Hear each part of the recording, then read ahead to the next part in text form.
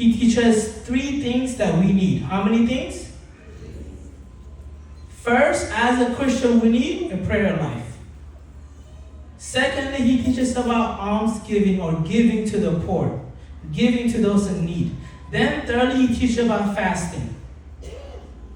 Those 3 are vital for our spiritual life and are vital for our Christian life.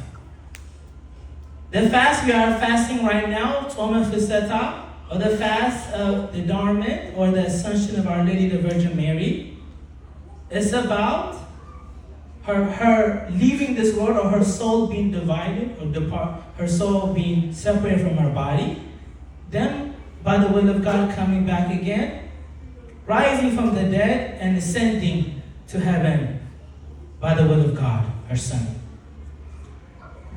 We fast this fast to commemorate our Father, the Holy Apostles, who first fasted this fast. But to talk about its own, some of us, we have this misunderstanding that if I do the food part, I am fasting and that's enough. Some of us, we wait until a certain time to eat, and that's it. As we know, or as we should know, true fasting, it's not just the food part only, it is the spiritual element. For example, as Christ teaches us in Matthew 6, we need the prayer. We need the almsgiving. The sad reality is some of us, end of our fast, we celebrate. We are here at church singing. We think God has accepted our fast. The reality is there are some fasts that God does not accept. So we have to know what makes a fast and what kind of fast God accepts.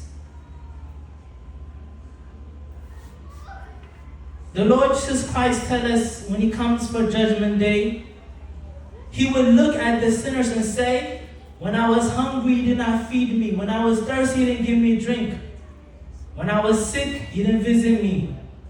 When I was naked, you didn't clothe me. The sinners will say to him, Lord, when did we see you hungry, thirsty, naked, a stranger, and did not provide for you?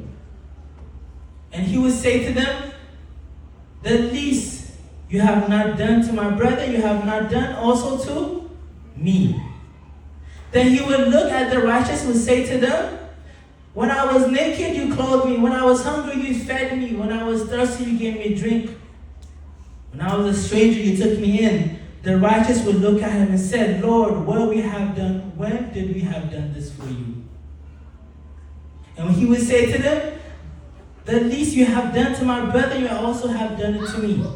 When we feed those who are in need, when we clothe those who are naked, when we take in those who are strangers, we are doing that to Christ. Our fast is a true fast when there's actions of love. Some of us fast, but there's hate in our heart. Some of us fast, there's envy in our heart. Some of us fast, but we have not forgiven those who have done us wrong.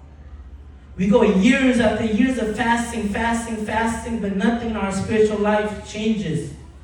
Because all we're doing is the food part.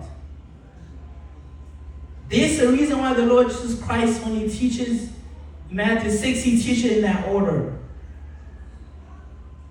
If we want our fast to be a fast that God accepts, we have to have actions of love in our fast. We have to be there for those who are in need.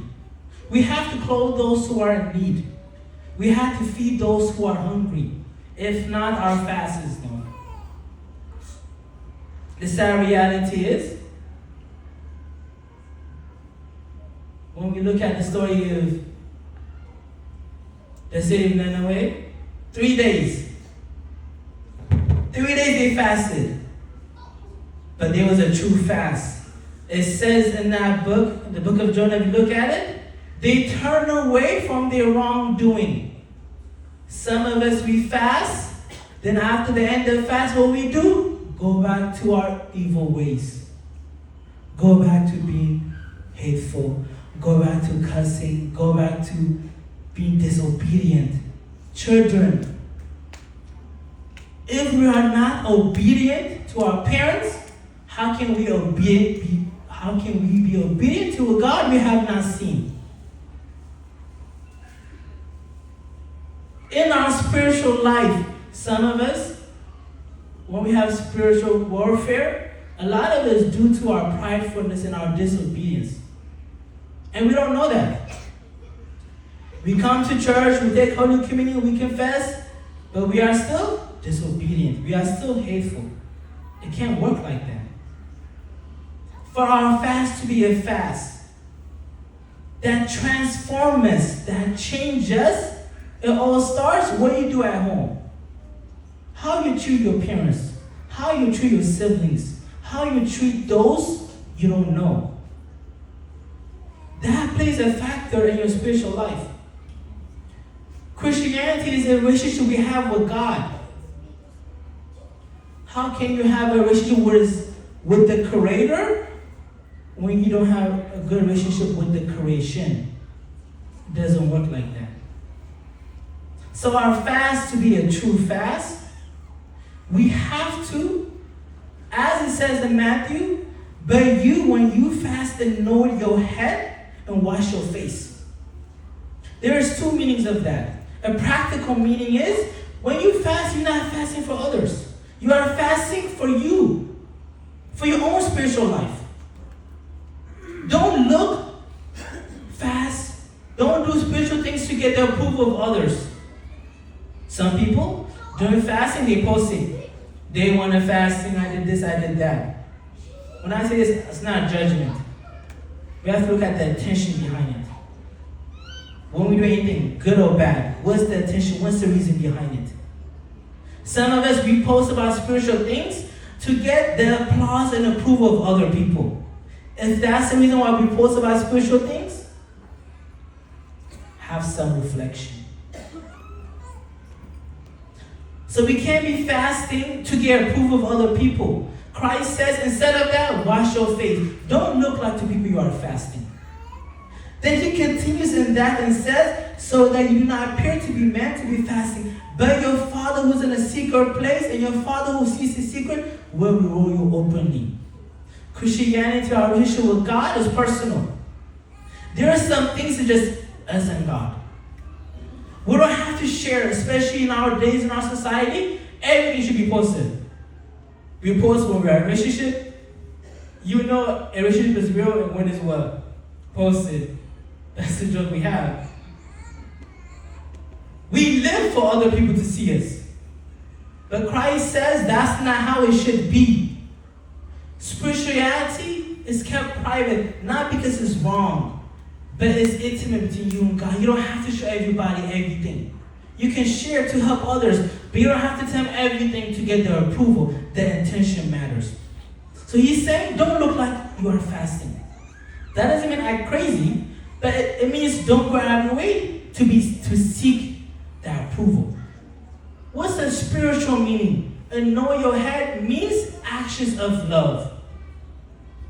You need to practice spiritual practices in your fasting.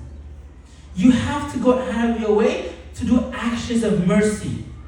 If you don't have a merciful heart, pray to God for a merciful heart. If you have a heart that loves sins, pray to God to change your heart. Use this fast, the fast of Our Lady, the Holy Virgin Mary, to plead God to change you. To plead for the intercession of our Mother, the Holy Virgin, so she can plead to her Son, our God, for mercy. Fasting is the time we shut the door, we shut the outside, we shut the world and focus on who? God. Fasting is vital for our spiritual life, vital for our state of mind, vital for our peace of mind. As Christ says, but you, when you fast, anoint your head and wash your face. Work actions of love during your fast.